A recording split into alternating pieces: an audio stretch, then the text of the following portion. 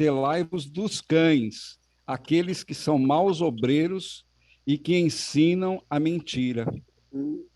Então, aí Filipenses capítulo 3, verso 2, e outras passagens também que falam a esse respeito.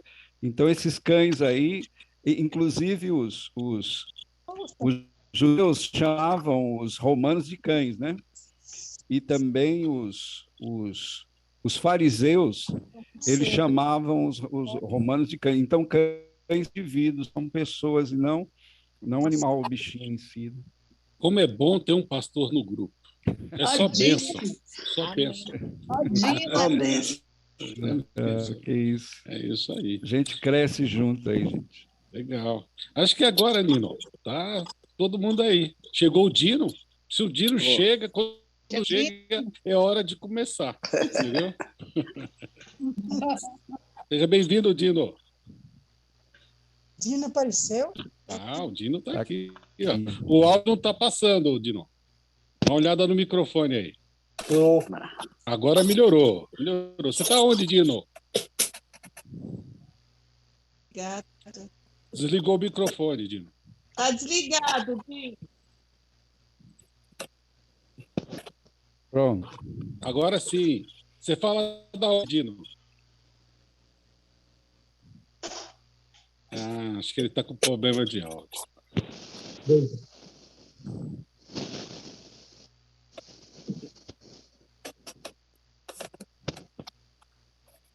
Algum problema? Estou conseguindo ouvir o Dino? Eu não estou conseguindo ouvir o Dino. Não. Ele deve estar com problema no microfone. Pô, agora saiu, Dino. Pode falar. Não, fechou de novo. Pronto. Abriu aí, agora. o seu Ailton. Tudo bem, pessoal? Tudo bem? Deus. Bem, de onde você fala, Dino? Você está onde? Eu estou aqui em Goiânia. Ah, terra boa. Estou aqui em Goiânia. É isso aí. Seja bem-vindo ao grupo. Ok, eu estou achando que é o alto-falante aqui. Não, mas agora tá bom, tá falando bem. Você está ouvindo a gente? Tá okay. Você consegue ouvir a gente? Eu estou ouvindo, sim. Então tá bom. Que bom, legal. Tá jóia. Tá, como é que tá o clima aí? Como é que tá o clima aí em Goiânia, Dino? Hoje, senhor, tá calor danado aqui. É? Calor danado. Ah, aqui tá frio. São Paulo tá com a garoinha fina, todo nublado. É, né? É. É a diferença, então. Legal, perfeito. Tá meio calor, mas... Hoje vamos estudar mais um capítulo de Daniel. Tá certo. O nosso professor Alexandre daqui a pouco vai dirigir a palavra, a pipoca já está pronta aqui. Tá certo. Um abraço para todo mundo aí. Oi, Dino, tudo bem? Hoje. Seja bem-vindo, Dino. Legal. Um beijo, Clemilda. Cadê o Theo? O Theo está aqui também, né? Professora Thaís comendo, como sempre, né, dona Thaís? É, Thaís. Thaís. Alexandre Nino, um abraço, viu? Eu não tá. Um abraço, Dino. Um abração aí. Começou a comer pipoca aí. Dani... Thaís aqui com um saco de pipoca. Olha aí. Pronto. Então vamos lá. Vamos começar, Jair? Vamos. Você. Então tá bom. Vamos orar, então? Vamos. Quem ora hoje? A matriarca aí. Mãe, a hora, mãe. Posso orar. Se você entender, fala embolado. Vamos orar. Fica entendendo a oração. Senhor Deus, eterno Pai, que Deus do céu, Senhor, graças, Senhor, pela vida, pela saúde, pela paz, esse sábado maravilhoso que está nos concedendo a nós. E te peço uma bênção especial sobre esse programa que vai arrumar agora, que vai começar agora, que possa ser inspirado por ti. Abençoe quem vai falar, quem vai proceder, quem vai interpretar também. Abençoe a todos nós, dá a tua direção e proteção em nome de Jesus. Amém. Amém, Jesus. Amém. Amém. Amém.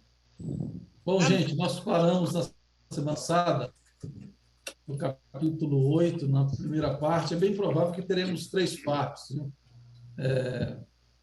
Bom, vamos ver até onde a gente consegue ir hoje, né? A Braia também ingressou. Estão vendo aí a tela? Sim, né? Sim, perfeito. nós fomos até a identificação de quem era o chifre pequeno, do capítulo 8, porque do capítulo 7, o Joilton já tinha explicado para nós quem era o chifre do capítulo 7. Tentou explicar. Não, explicou bem, ninguém ficou com dúvida, não, ficou bem claro. E aí a gente agora nós ficamos naquela expectativa. Será que o chifre pequeno do capítulo 8 também é o mesmo chifre pequeno do capítulo 7? Então foi aí que a gente parou. Na semana passada, a gente avançou um pouquinho, temos uma boa trajetória ainda para andar no capítulo 8. Vamos ver até onde a gente consegue. A gente não está com muita pressa, porque a gente quer fazer bem tranquilo e não temos um tempo limite para acabar. Então, a gente vai tranquilo. Quando der a hora de encerrar o estudo, a gente encerra, e se não conseguir passar tudo hoje, a gente continua passando na semana que vem. Com isso, a gente levantou aqui 7 razões, de acordo com o livro do Maxwell, do Mervyn Maxwell, né? Ele coloca algumas razões para a gente identificar o chifre pequeno. 7 razões para identificarmos o chifre pequeno como Roma, que é justamente a mesma identificação que no capítulo 7 o Joilton trouxe para a gente. A gente identificou Roma, tanto Roma pagã como Roma papal. Então, vamos lá. Primeiro, nós chegamos na semana passada que existe um paralelo entre as visões. As 3 visões, a visão de Nabucodonosor do capítulo 2, da estátua, a visão que Daniel teve no capítulo 7, dos 4 animais, e a visão dos 2 animais do capítulo 8, elas têm um paralelo entre elas. E a gente viu algumas coisas interessantes nessas visões, que além de trazerem esse paralelismo de interpretações, elas trazem também a ampliação no conhecimento, mais informações, que a gente vai trazendo, vai ampliando o conhecimento em relação àquilo que a gente já sabia.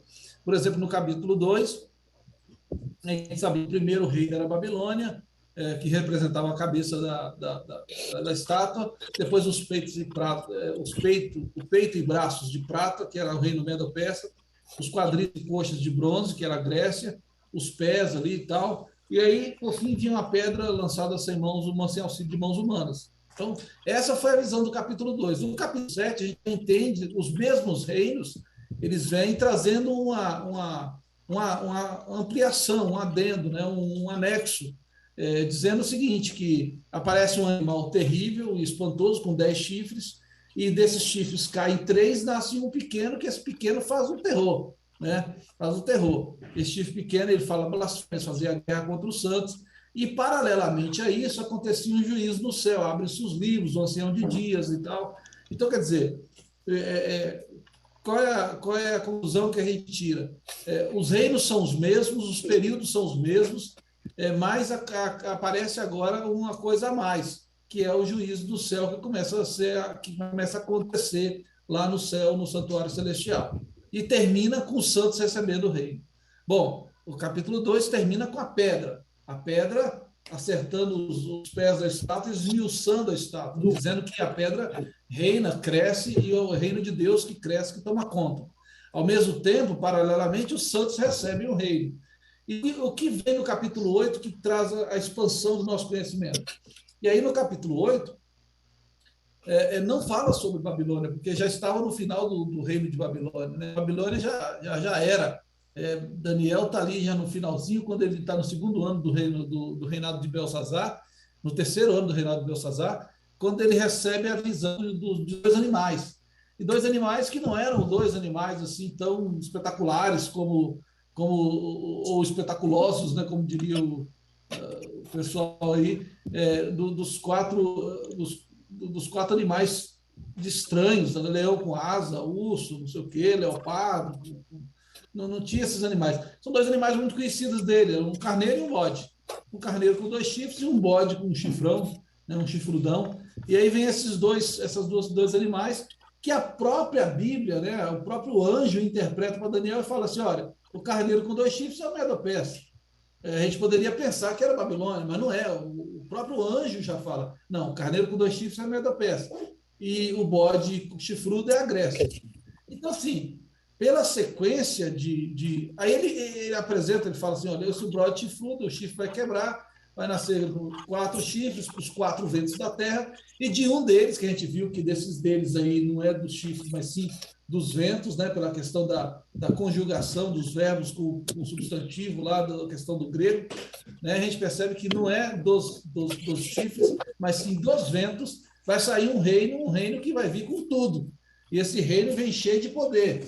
E aí, novamente, ele tem um chifre pequeno, ele cresce para o Oriente, para o Sul, para a Terra Formosa, ele ataca o príncipe do exército, interrompe o sacrifício contínuo, persegue os santos, e traz o extra. Né? O extra é o quê? Que nesse meio termo acontece a purificação do santuário.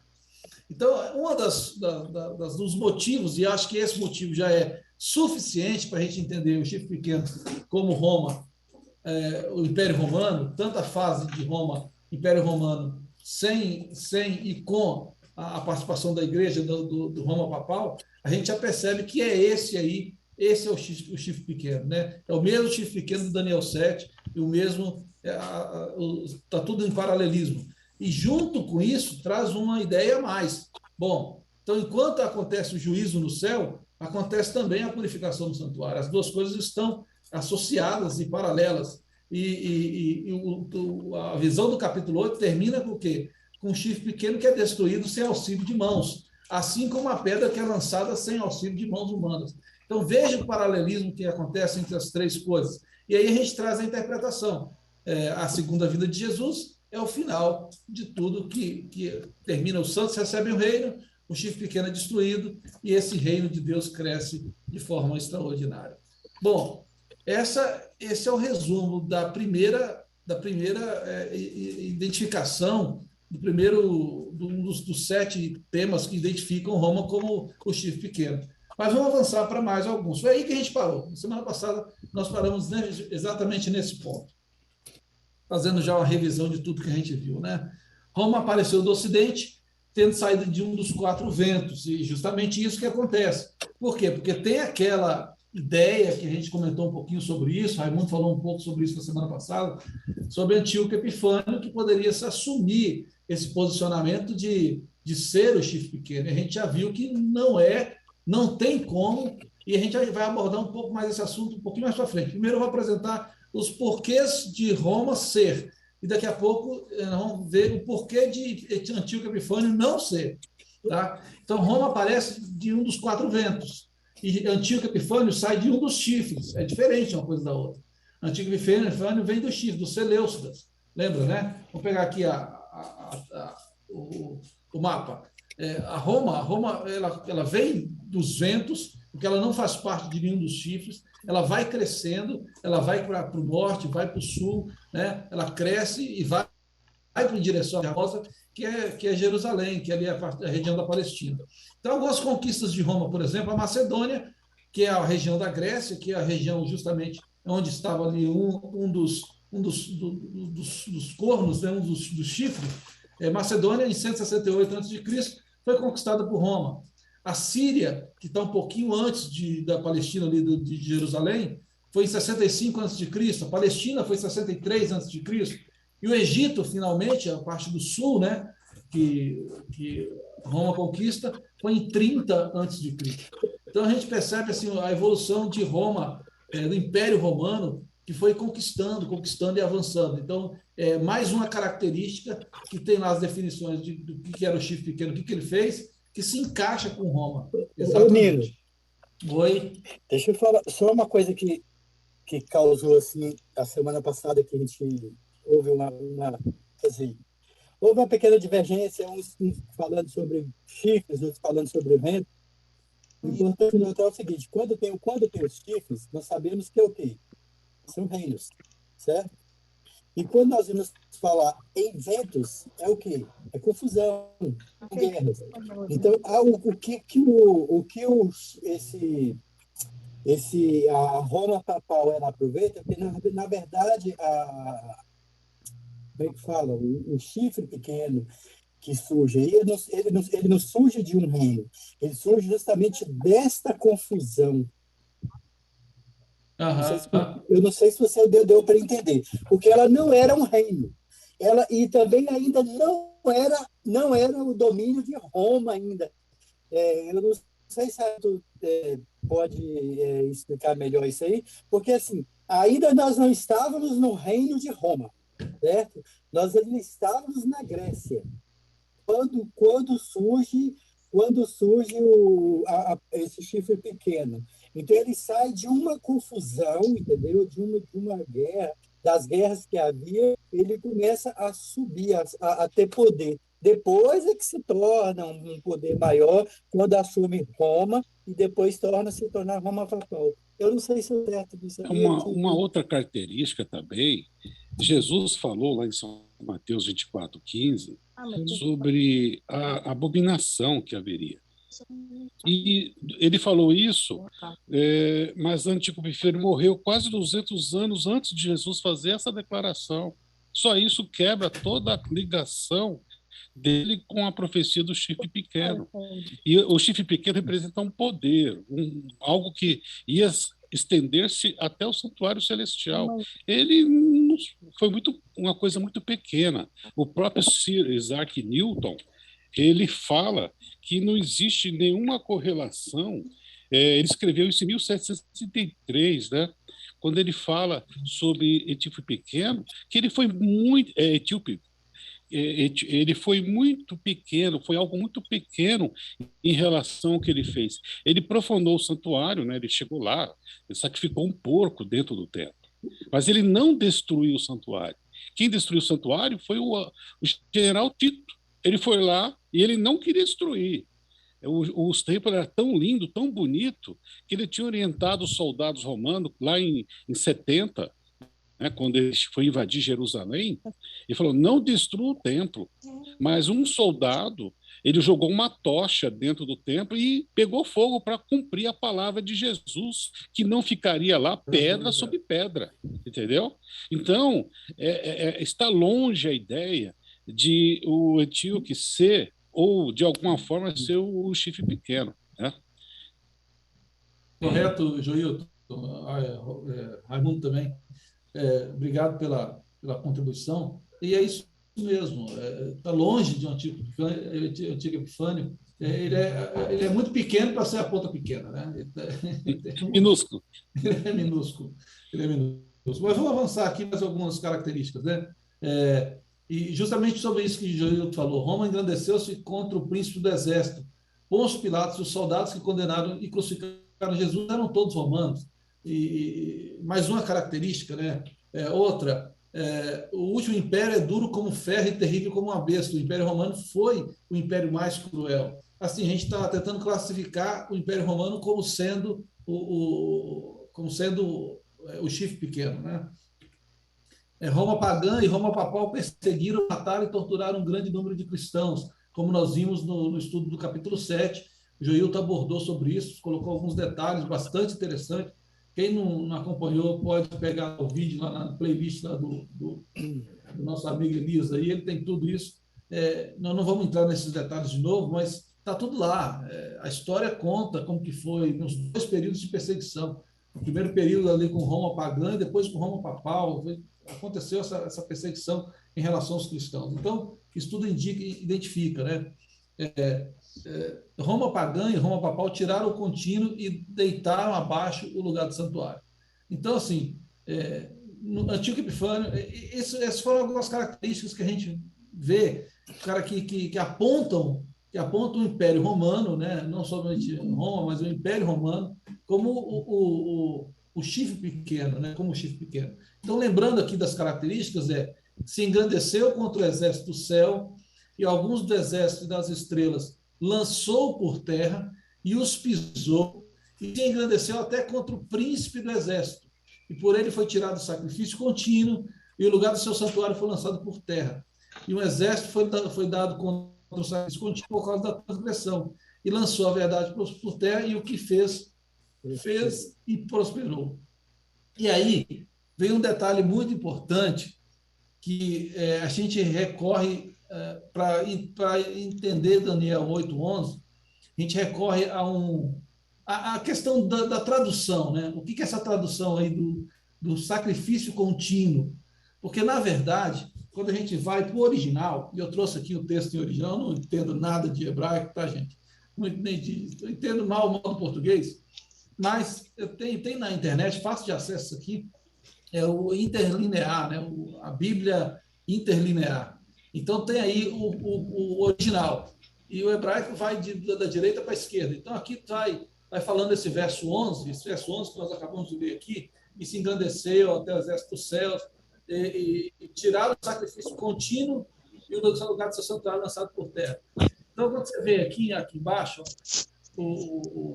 a palavra sacrifício, ela não tem aqui no original. O que tem aqui é uma palavra chamada tamid, ou tamid, não sei qual é a pronúncia correta, mas esse tamid significa contínuo, continuamente, diário. E a tradução, ela trouxe um acréscimo. Ela colocou essa palavra sacrifício contínuo. Então, na verdade, aqui quando a gente olha tirou do seu lugar o contínuo, e por ele foi tirado o contínuo, e o lugar do seu santuário foi lançado por terra. Então, na verdade, não é o sacrifício contínuo. Lá, a tradução correta seria tirado o contínuo, não o sacrifício contínuo. Entende? Então, agora, por que essa tradução ela faz essa adaptação? Por que a tradução acrescenta sacrifício à palavra contínuo? Justamente por causa de Antíoco Epifânio. Porque existem três métodos de interpretar as profecias. Tem o preterismo, o futurismo e o historicismo. O preterismo, quem interpreta a profecia a partir do preterismo, joga tudo para o passado. Tudo já se cumpriu. Tudo cumpriu-se no passado, em algum momento da história. Quem interpreta como futurismo, joga tudo para o futuro. Não, nada disso aconteceu, vai acontecer ainda. Vai acontecer ainda. E a maneira correta de interpretar a Bíblia é através do historicismo.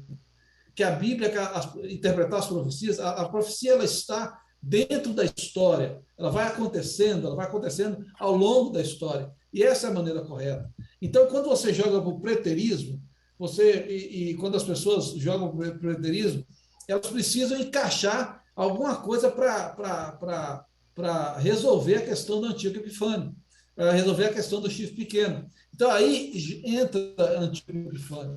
E o Antíoco Epifânio diz assim, a história vem da dinastia Seleucida, de um dos chifres, né, de um dos 4 chifres, aquele que pegou a parte da Ásia ali, da parte do Oriente Médio, dos 4 generais, né? Antíoco Epifânio veio dos Seleucidas. Eu tenho um reinado muito pequeno olha só, ele reinou de 75 a 64 a.C., 11 anos. Acho que foi Raimundo que falou, ou Joilton, quando a gente fala de um chifre, a gente está falando de um poder, e não apenas de um... E não de uma pessoa. De um rei, de uma pessoa. Isso aí faz muito pouco. Ele veio ser muito, muito insignificante. Na verdade, quem foi mais significante, de acordo com esse livro do Mervyn Maxwell, o pai dele, o Antíoco III, esse sim foi chamado de Antíoco o Grande. Esse sim foi um pouco mais destacável do que o próprio Antíoco IV, que é o Antíoco Epifânio. Ele conquistou alguns territórios do Império Romano. Até coloquei uma lista aqui de coisas resumidas, que esse livro, Uma Nova Era, segundo as profecias de Daniel, ele fala, seu pai teve uma derrota na Batalha de Magnésia, o que lhe resultou em um acordo com Roma. Então, veja bem, o pai de Antíoco Epifânio, o Antíoco III, esse sim foi grande, mas ele teve uma batalha, teve uma derrota. Nessa derrota, o que aconteceu? O Império Romano chegou nele e falou assim, para a gente garantir que você vai cumprir com sua parte no acordo, nós vamos levar seu filho cativo, que foi Antíoco Epifânio. Então, Antíoco Epifânio foi para Roma e ficou lá, como cativo deles, mas sendo bem tratado.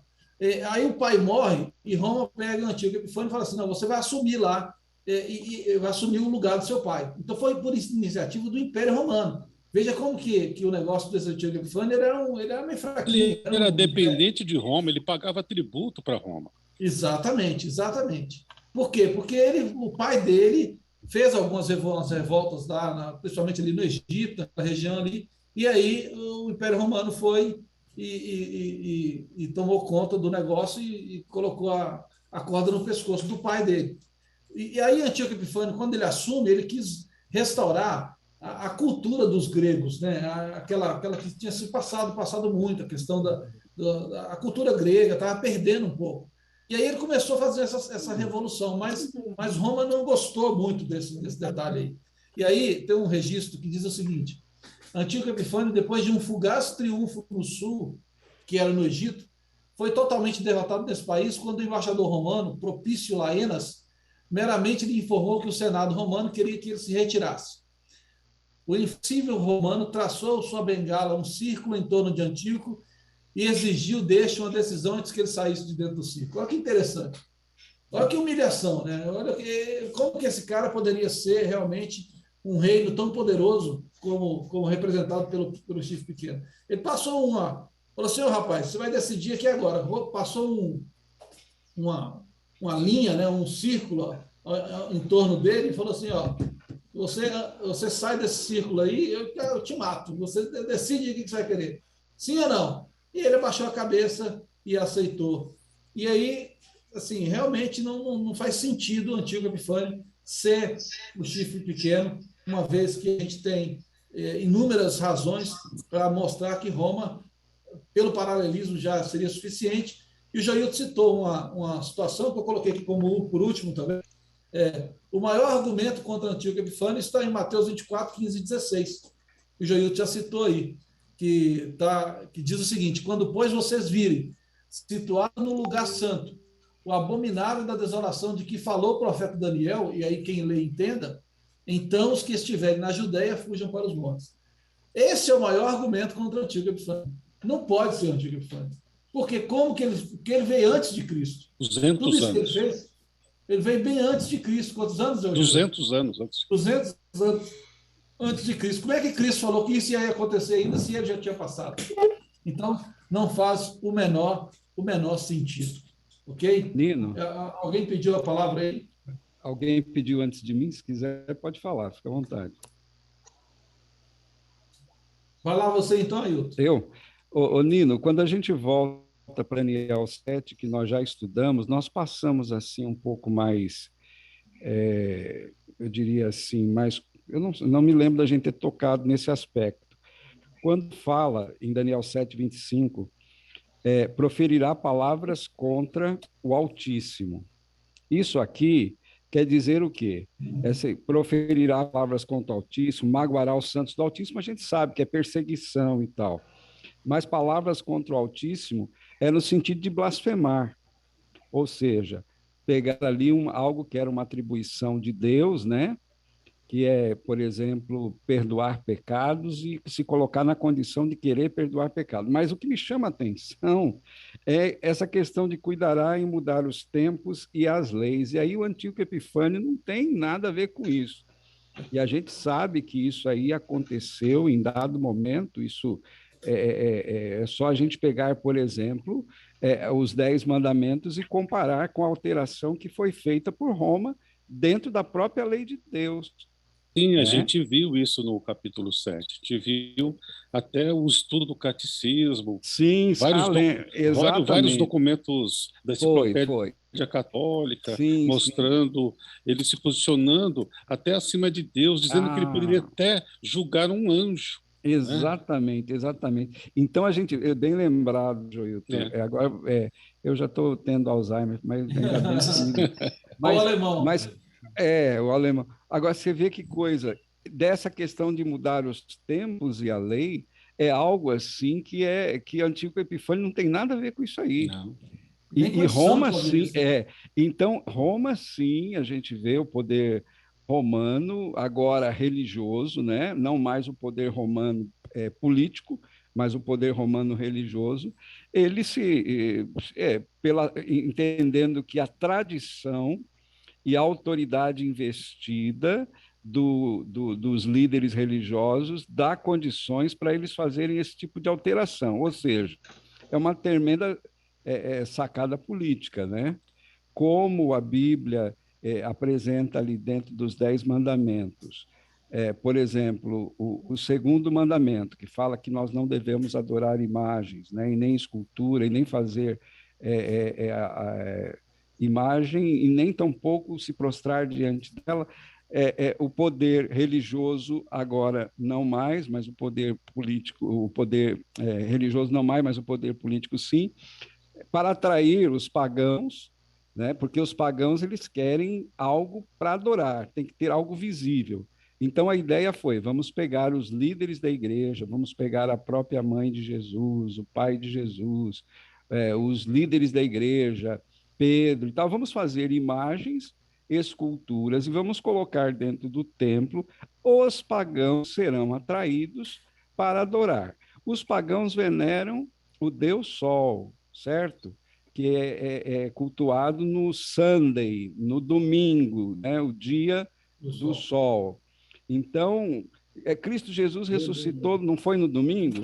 Então, vamos colocar o domingo como um dia de guarda também. Então, essa foi a brecha. Então, se cumpre perfeitamente essa questão de que a brecha que eu digo assim, a mudança e alteração da lei.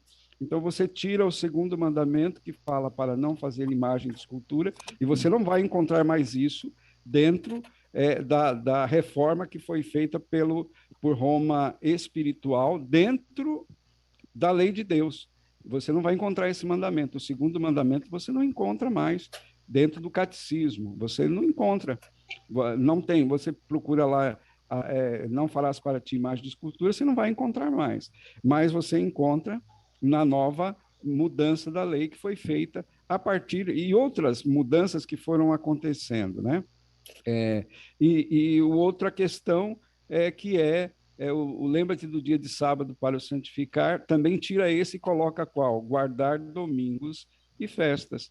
Então, e a mudança do tempo que a gente vê também é a própria maneira que hoje o calendário é usado, que a gente vê, por exemplo, o dia, segundo a Bíblia, era para ser de um pôr do sol a outro, mas houve uma mudança da maneira de se contar o tempo também. A gente vê o dia começando agora do meio da noite. É interessante que você, quando é meio-dia, por exemplo, meio-dia e 15, meio-dia e 20, meio-dia e 10, depois do meio-dia, as pessoas falam boa tarde. Mas quando dá meia-noite, meia-noite e 15, e ninguém fala bom dia. Por quê? Porque ainda tem um pedaço da noite muito grande, entendeu? Então, essa é também uma interpretação a respeito da maneira como você começa a contar o dia, não mais ao pôr do sol ao outro, conforme a Bíblia diz que era. Houve tarde, manhã do primeiro dia, houve tarde, manhã do segundo dia, e houve essa mudança. Alguns dizem, mas isso aí é importante, muito importante, principalmente quando a gente vai levar em consideração o quarto mandamento, que continua em vigência. Por quê? Porque várias e várias pessoas hoje podem até chegar e falar assim, mas você guarda o sábado, o que tem o sábado a ver com sexta-feira? Por que você não vem na igreja ou você não vem na escola na sexta-feira à noite? Por que você não vai, por exemplo, a alguma outra atividade? Por que você para no meio, ali no horário do pôr do sol? Então, a gente não mais tem um argumento, eu diria assim, se não for pela Bíblia, para você usar essa contagem do tempo. Lembrando que isso não tem nada a ver com o Antíoco Epifânio. Não, e outra coisa também, Ailton, quando você entra em Roma, nação, ela não tinha nada a ver com religião. Você pegou do tempo de Cristo, quem discutia religião era a facção de fariseus, saduceus. Porque o que Pilatos na hora resolve? Pilatos não entra na parte cristã da coisa. Sim. Ele resolve a coisa para o lado dele. Ele queria confusão para o lado dele. Então, naquela época, Roma como nossa, me fugiu a palavra agora. Como nação, ela não entrava na parte religiosa dos judeus. Ela não se influenciava nisso aí. Ela só foi influenciar isso aí muito tempo depois. Sim. Ela sempre tinha tolerância religiosa dos outros povos. Sim. Só quando a cristandade nasceu é que houve a intolerância e a perseguição dos cristãos. Justamente, mas quem foi que fez essa perseguição? Nós sabemos, no início não foi Roma. Não. Primeiro eles mataram Cristo, depois eles foram matando os apóstolos, aí só vai surgir essa encrenca toda quando a mudança que o Ailton está falando aí, que começou praticamente ali na época de 321, que foi mudado o sábado para o domingo, e começa toda essa confusão. Mas antes, quando é Roma, Roma como Estado, né? Vamos dizer assim, como Estado, ela não influenciava nisso aí. Para ela, tudo faz. Ela não tinha, como dizer assim, ela não tirava efeito disso aí. Quem fomentava realmente eram os fariseus, os judeus, né? Os saduceus. Os saduceus, era eles que fomentavam. Eu vi essa semana uma explicação sobre isso. Na verdade, eles eram políticos religiosos. Então, para eles, é praticamente o que nós temos hoje no Congresso. Políticos religiosos. Eles não estão nem aí em termos de se é bom ou ruim para a igreja. O importante é que eles estão ganhando dinheiro com o nome de religiosos. Tanto que Pilatos, ele fala assim, gente, eu não, 2 ou 3 vezes ele fala, eu não estou vendo problema nenhum nesse homem aqui, esse homem é inocente. E pela pressão ele acaba lavando as mãos e deixando o povo decidir, e o povo vai... Porque quando ele fala não, mas ele falou que ele é rei, então, e quem era o rei? Era César. Então, ele está falando que ele é rei. Então, se o Pilatos não fizesse nada, eles levavam para César. E o Pilatos já tinha medo de perder. De perder o poder. Mas por Pilatos mesmo teria liberado ele. O negócio é que o Pilatos foi fraco e ele teve medo das ameaças. Poderoso. Ele era igual o Epifânio. Justamente. Mas, gente, realmente não tem como caracterizar Epifânio. Acho que está bem claro que não foi antigo Epifânio. Está bem claro que a ponta pequena é Roma. Mas uma coisa que precisa ficar claro para todo mundo, para todos nós, é essa questão do tamid, tá? Por quê? Porque isso é muito importante. Isso vai fazer uma conexão maior lá para frente, porque muitas vezes a gente acha que é o sacrifício contínuo, e não é somente o sacrifício, mas sim o contínuo. O contínuo precisa dessa interpretação. Eu já mostrei para vocês aqui essa tradução do contínuo, o que isso significa. Até no inglês aqui está o diariamente, né? Aqui no inglês está diariamente, mas se vocês olharem as traduções que tem para contínuo, busquei um pouco mais de informação sobre isso, e existem 3 palavras que estão relacionadas com essa daí: o Hata Tamid, o Tamid e o Atamid. Não sei se essa é a pronúncia, mas se vocês olharem aqui ao redor, tem vários textos bíblicos, vários, eu coloquei alguns, tá? Vários textos bíblicos que aparecem a palavra tamid. E aí, sempre a tradução vem... Tá no inglês, mas você não precisa ser nenhum expert em inglês para perceber que tem a ver com continuidade, contínuo, com temporal, com uma coisa que acontece sempre, com uma coisa que é repetitiva. Vai vendo aí as traduções, olha. Sempre, todos, continuamente, sempre, continuamente. E aí... É importante a gente entender isso. A tradução, para encaixar o Antíoco Epifânio como sendo a ponta para o chifre pequeno, coloca o sacrifício contínuo, porque ele interrompeu o sacrifício. Mas não era o sacrifício contínuo, é sim o contínuo. E a gente precisa entender o que é esse contínuo. Tá? É muito importante a gente entender o que é esse contínuo. Então, assim, ajustando aqui o texto, ajustando a tradução, persegue o príncipe do exército, interrompe o contínuo e persegue os santos. Não o sacrifício contínuo, tá? O contínuo. E por quê? E aí a gente vai entender o que é esse contínuo, tá? O que é esse tamid, o que é esse contínuo. E aí isso tem a ver muito com o ministério de Cristo no céu, que Hebreus coloca muito essa parte, a gente precisa também entender essa questão do ministério sacerdotal de Cristo. Tamid é o permanente ministério sacerdotal de Cristo em nosso favor no santuário celestial. Para a gente entender, o Ailton disse aí um pouquinho antes, sobre a blasfêmia, sobre o chifre pequeno que vai lá e interrompe, se mete naquilo que corresponde apenas a Deus, é justamente esse entendendo, partindo do entendimento do que vem a ser esse Tamid. E aí a gente vai olhar o seguinte texto bíblico que está em Hebreus capítulo 3, verso 1. Fala o seguinte: portanto, santos irmãos, participantes do chamado celestial, fixem os seus pensamentos em Jesus, apóstolo e sumo sacerdote que confessamos. Então nós temos Jesus, o apóstolo Paulo, acreditamos que o apóstolo Paulo escreveu o livro de Hebreus,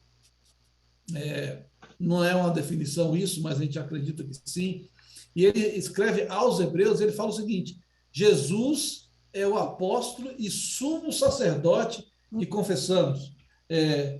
Mais um texto. O mais importante do que estamos tratando é que temos um sumo sacerdote como esse, o qual se assentou à direita do trono da majestade nos céus e serve no santuário, o verdadeiro tabernáculo que o Senhor erigiu, e não o homem. Então, peraí. Então, vem dizendo que Jesus é o sumo sacerdote, é a majestade no céu. Nós temos um sacerdote que assentou-se à direita do trono, na majestade do céu, e ele serve no santuário verdadeiro tabernáculo, que Deus erigiu e não o homem.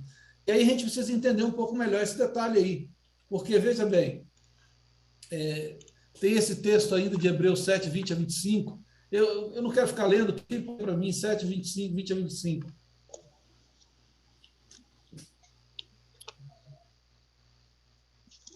Vamos ver a participação da turma aí. Hebreus 7? 7, 20 a 25.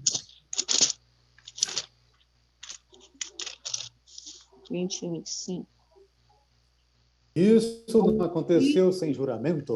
Bora, todo mundo? Além disso, há o juramento de Deus. Não houve juramento quando os outros se tornaram sacerdotes. Porém, houve juramento quando Jesus se tornou sacerdote, pois Deus lhe disse: o Senhor jurou e não voltará atrás. Ele disse: você será sacerdote para sempre. Portanto, essa diferença também faz com que Jesus seja a garantia de uma aliança melhor. Há ainda outra diferença. Os outros sacerdotes foram muitos porque morriam e não podiam continuar o seu trabalho. Mas Jesus vive para sempre e o seu sacerdócio não passa para ninguém. E por isso ele pode hoje e sempre salvar as pessoas que vão a Deus por meio dele, porque Jesus vive para sempre a fim de pedir a Deus em favor delas. Obrigado, Deusinha. Você vê que a ideia é, nós temos um sacerdote no céu. Jesus subiu aos céus e agora exerce essa função de sacerdote para sempre. Amém. Porque os outros sacerdotes que tinham na terra, eles eram sacerdotes, mas eles eram por um tempo. E a morte os impedia de continuar o trabalho deles. Mas isso que Jesus exerce um sacerdócio permanente, e ele vive para interceder por nós. Então, é importante, quando a gente estuda o capítulo 8 de Daniel, a gente entender essa questão do Tamid, porque essa questão do contínuo, porque é o trabalho do sacerdotal de Cristo no céu. E quando a gente está falando ali que atinge, quando o chifre pequeno atinge lá dos exércitos, que interrompe o contínuo que ele está interrompendo é o contínuo que acontece no celestial, no santuário celestial. Alguma coisa é interrompida lá. Exatamente, amigo. Por que interrompido? A gente tem que entender um pouquinho, se isso permite a palavra, o santuário terrestre. As pessoas, quando cometiam um pecado, você ia explicar essa parte? Vamos falar um pouquinho mais para frente, mas pode falar. Não, se for, eu deixo mais para frente. Então, deixa eu avançar um pouquinho. Eu estou percebendo que você vai falar mais na frente. Então, vai lá. A gente precisa, realmente, como o Joilton falou aí, a gente precisa entender melhor o santuário. Por quê? Por que a gente precisa entender? Porque é importante para nós e para Deus. Bem, quando o povo sai do Egito, é bastante interessante isso, porque quando a gente entende assim, Moisés vai lá e resgata o povo, e Deus dá poder para as pragas, e Moisés realiza muitos poderes, muitas maravilhas no Egito, e o povo sai do Egito e chega nesse ponto aqui. atravessam o Mar Vermelho, e aí aqui em cima está Jerusalém, aqui em cima está Canaã. Por que eles não vão direto para Canaã? Ou já que passaram por aqui e entraram pelo lado, pelo oeste, né? Atravessando o Mar Morto lá em cima, por que não foram direto? Desceram. Por que eles desceram? Essa é importante a gente entender. Porque Deus tinha um plano especial. Não era simplesmente subir. Não, peraí, calma aí, vocês não vão direto para Canaã. Existe uma aliança que nós temos uma aliança, nós temos um pacto. A gente precisa rever esses termos desse pacto. Eu estou estudando isso essa semana aí, na lição de Deuteronômio, estudamos isso nessa lição. Existe um pacto. E a gente precisa rever isso. Deus leva eles, em vez de levar para o lado certo, Deus leva para o lado oposto. Eles vão lá para o Sinai. E chega lá no Sinai, Deus apresenta para eles os 10 mandamentos. Ó, vem cá, nós precisamos renovar a aliança. E aí aparecem os 10 mandamentos, Deus mostra para ele os 10 citados aí pelo Ailton, e a gente tem essa situação, e os 10 mandamentos Deus apresenta para ele. Quando o Senhor terminou de falar com Moisés no monte, deu-lhe as tábuas de pedra da aliança, tábuas de pedra escritas pelo dedo de Deus, os 10 mandamentos. Aí Moisés desce com esses 10 mandamentos. E junto com os 10 mandamentos, vem alguns outros sistemas, algumas outras instruções especiais. Leis civis, de como eles iam se reunir, se organizar, leis de saúde, leis do sistema de adoração, sistema cerimonial. Então, tinha uma série de leis que Deus dá para Moisés, para ele organizar o povo. Então, o povo está lá no Sinai. Em vez do povo subir para ir para buscar Canaã, o povo desce para o Sinai, e lá Deus dá algumas normas, algumas orientações importantíssimas para ele. Só que Deus fala uma coisa para Moisés. Deus fala uma coisa para Moisés, que está em Êxodo 25, 8 e 9. Isaac, você ia ler naquela hora, por favor. Lê agora.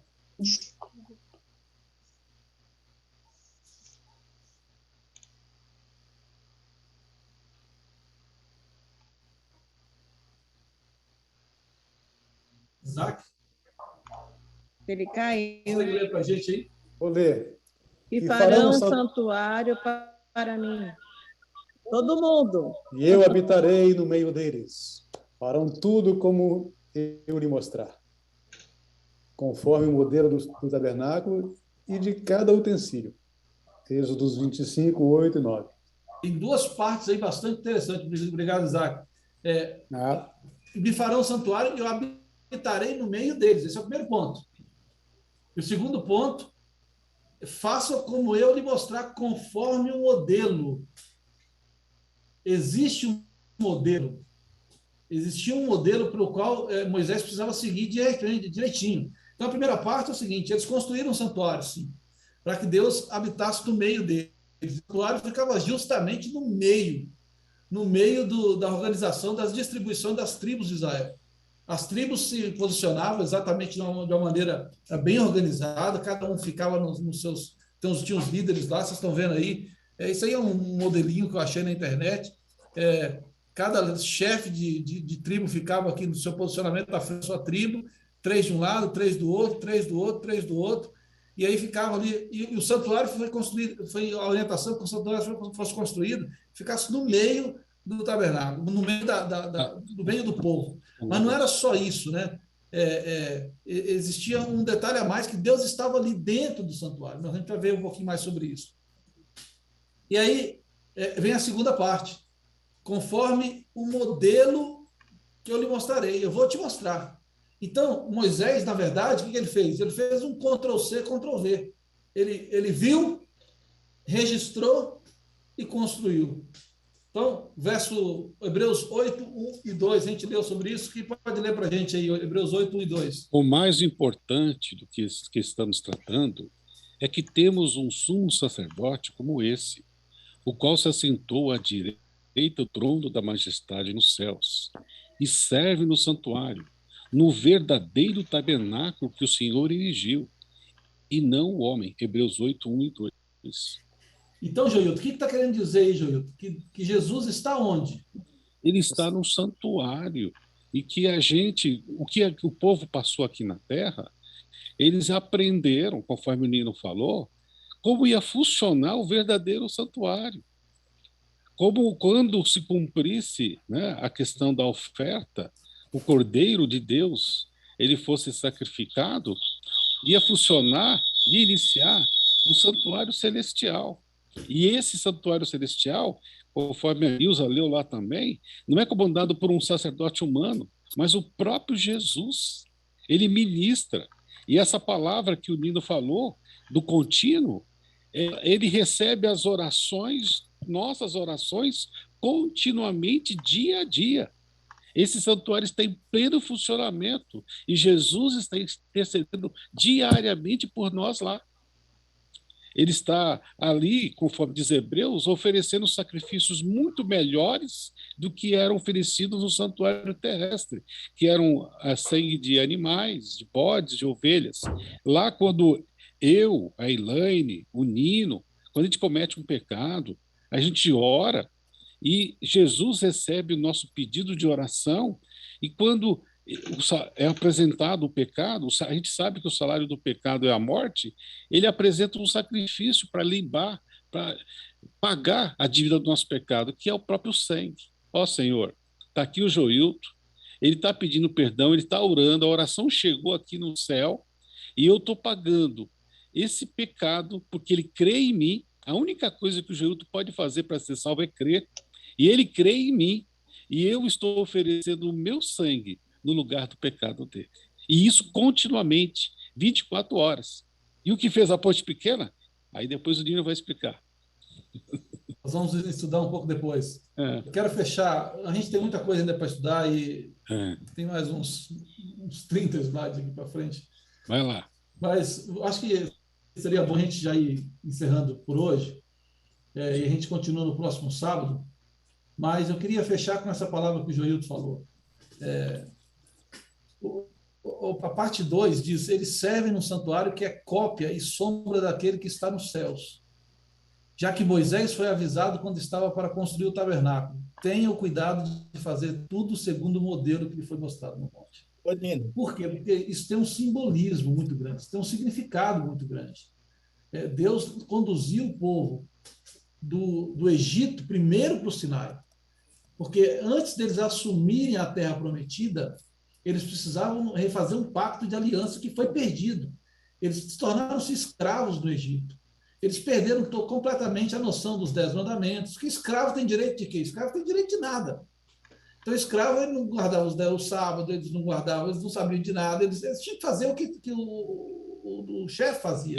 Eles perderam a noção de ser um povo escolhido. Então, Deus traz esse povo de novo. Primeiro, antes de entrar para Canaã, fala assim: nós temos um pacto.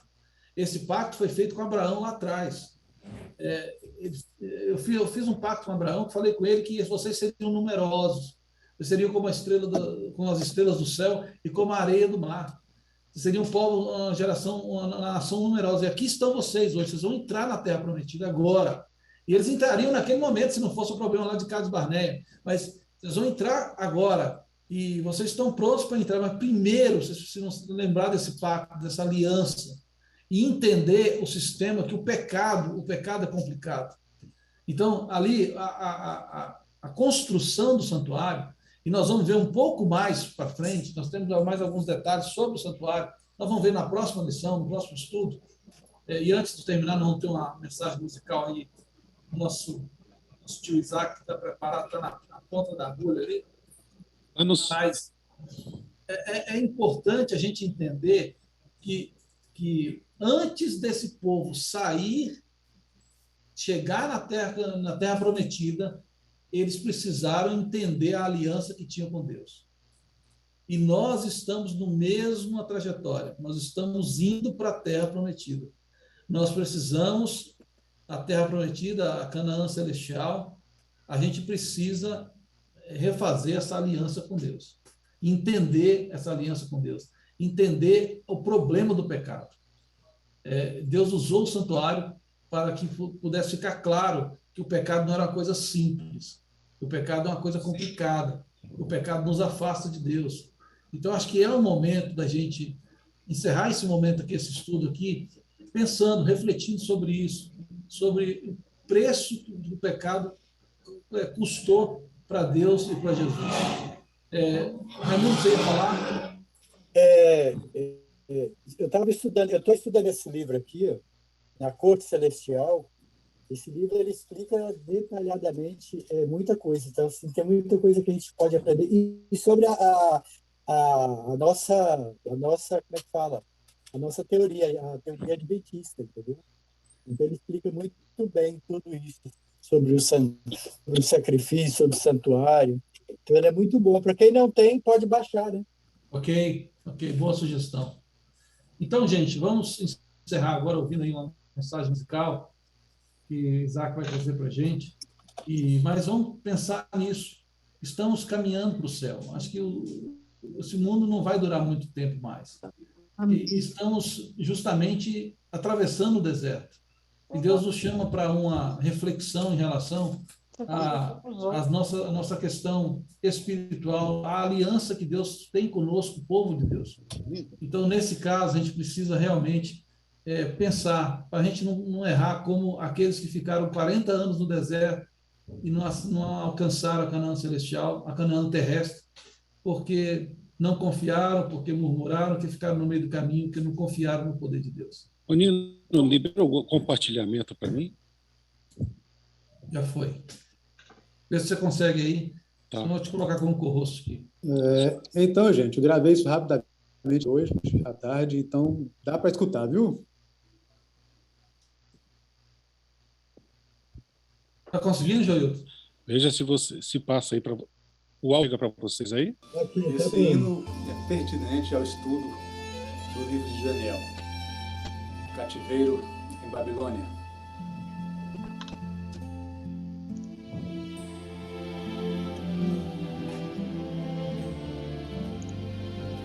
Às margens de um rio sentei, não suportei, me pus a chorar. Em cativeiro estou e então fiquei sentindo falta do meu lar. Com minha harpa o que fazer? Pendurei pra não mais tocar. Como podia em terra estranha ter uma canção para louvar? Meu Deus, permita só uma vez mais o meu cantar. Sião, meu lar ficou para trás, só em lembrar que dor, só esta esperança que irei voltar ao lar, pra então cantar mais uma vez, Senhor.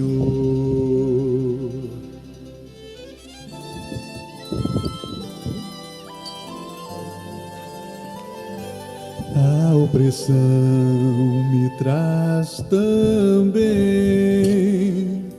grandes saudades do meu lugar.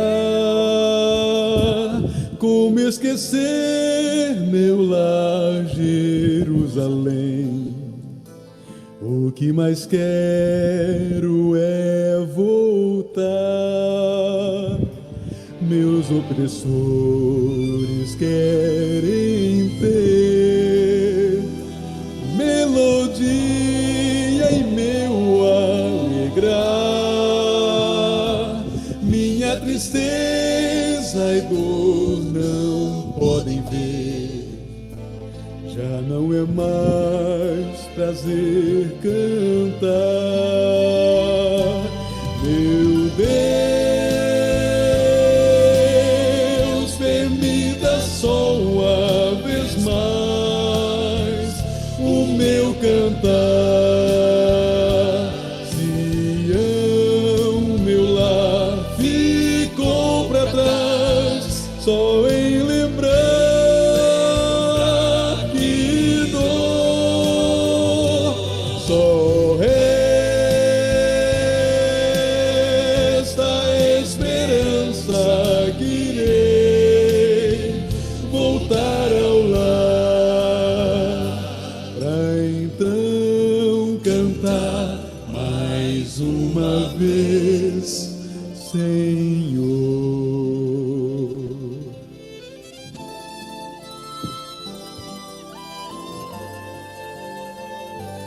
Meu Deus, permita só uma vez mais o meu cantar. Sião, meu lar, ficou para trás, só em lembrar que dor, só resta a esperança que irei voltar ao lar, pra então cantar mais uma vez, Senhor.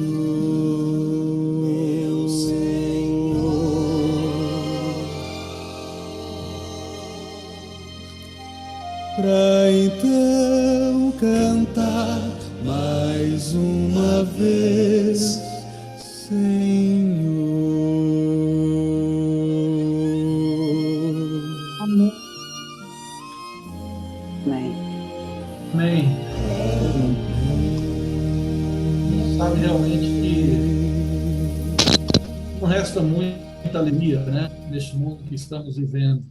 Temos pequenos momentos de felicidade, mas são muitos momentos de tristeza. A gente passa por muita situação triste e às vezes a gente quer cantar, a gente quer mais uma vez ter mais algum momento de alegria, mas o momento de alegria definitivo vai ser no céu. Amém. A gente vê como Daniel, como os amigos de Daniel, como aquela geração que, infelizmente, pela sua má conduta, a sua revolta contra Deus, eles foram levados cativos para a Babilônia. Ali foi Daniel, foram os amigos deles. E aí o profeta escreve essa lamentação, né? Não tem mais prazer, Senhor, me dá esse prazer de pelo menos cantar mais uma vez. As minhas harpas estão em cima. Eles não tinham prazer de cantar mais. O povo de Israel era um povo alegre, um povo que cantava, tinha festas, tinha reuniões, várias festas no ano, né? Eles paravam tudo, iam para Jerusalém para cantar. Mas pela negligência, pela seu queixo duro, né? Eles foram levados cativos. E assim estamos hoje, né? Essa condição espiritual, nós estamos assim, nós estamos afastados da casa do Pai. Nós estamos longe da casa do Pai.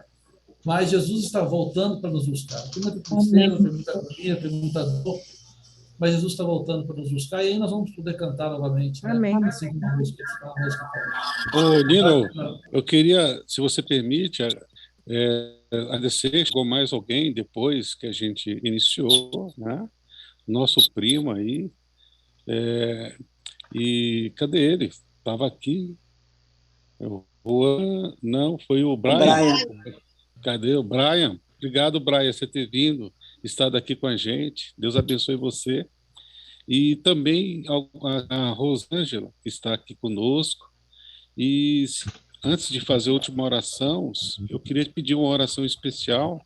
Amanhã a gente vai estar visitando a Juliane, ela está num tratamento intensivo, e a gente tem orado muito a Deus para que ela seja liberta aí. Deus tire esse desejo do seu coração, do uso de drogas, dos vícios. E é algo muito difícil. Tudo que a gente percebe que tudo que ela precisa é de um milagre. Que Deus possa ir visitando e levando a cura. Tá? Então, peço de uma maneira especial também pela Samanta, pelo meu lar, pela nossa vida.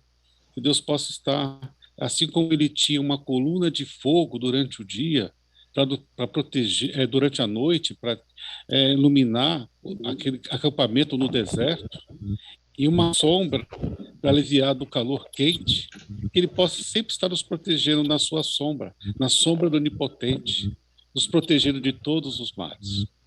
Amém. Amém, Joilton. Vamos orar então, vamos orar? Eu também peço oração. Tem tempo? Pode falar, mãe. Para a senhora, todo mundo. Obrigada. O ataque da labirintite, hoje me deu 4 vezes sintoma de labirintite e quase eu caí da cama. Então, vocês olhem por mim, para que eu vencesse isso. Tá bem. Mais alguém? Acho que a Rô quer fazer hora pedido. Saúde, né? Para todos nós. Força para a gente continuar, perseverar, não desistir, né? Amém. Amém. Ok, vamos orar então. Senhor, Santo Pai, Deus, muito obrigado, Pai, por esse momento que tivemos aqui juntos, mais uma vez como família, estudando o livro de Daniel, as profecias concernentes ao fim dos tempos, as coisas que acontecerão e que já aconteceram. Nós te agradecemos por isso, por esses momentos, por estarmos todos juntos. Pai, nós te pedimos de uma forma muito especial que nós estejamos realmente preparados.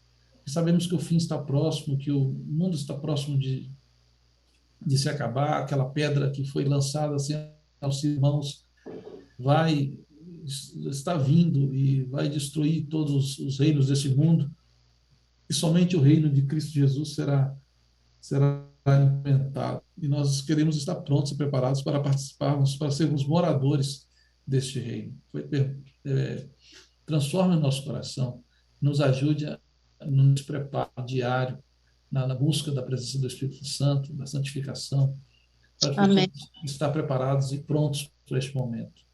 Não deixe que nós percamos as oportunidades que são colocadas diante de nós a cada dia. Nos abençoe, Pai, nos ajude. Amém. Nós pedimos de uma forma especial nossas primas, pela Juliane, pela Samanta. Cada uma tem sua particularidade.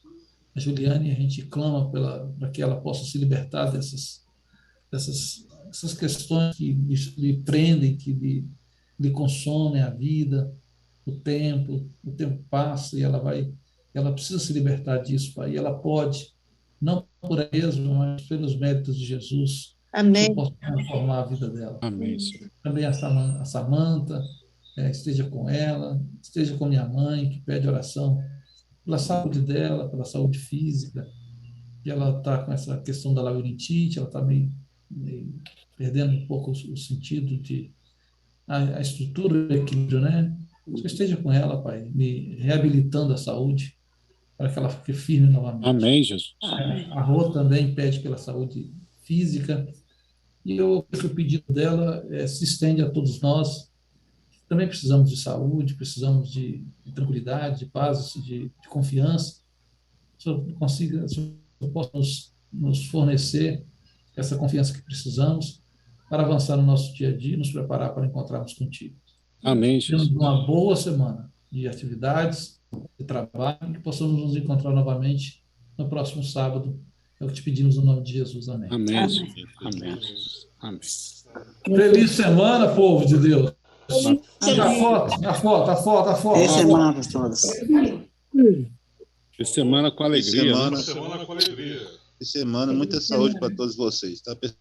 No 3, a foto, sorrisão amarelo. Não, amarelo não. 1, 2, 3. Aí, gente. Feliz semana, pessoal. Mais bonita é minha mãe, tá? Feliz semana para todos vocês. Feliz semana. Feliz semana. Feliz semana para todos. Muita saúde da senhora aqui primeiro. Valeu, Dino. Semana para todos. Feliz semana.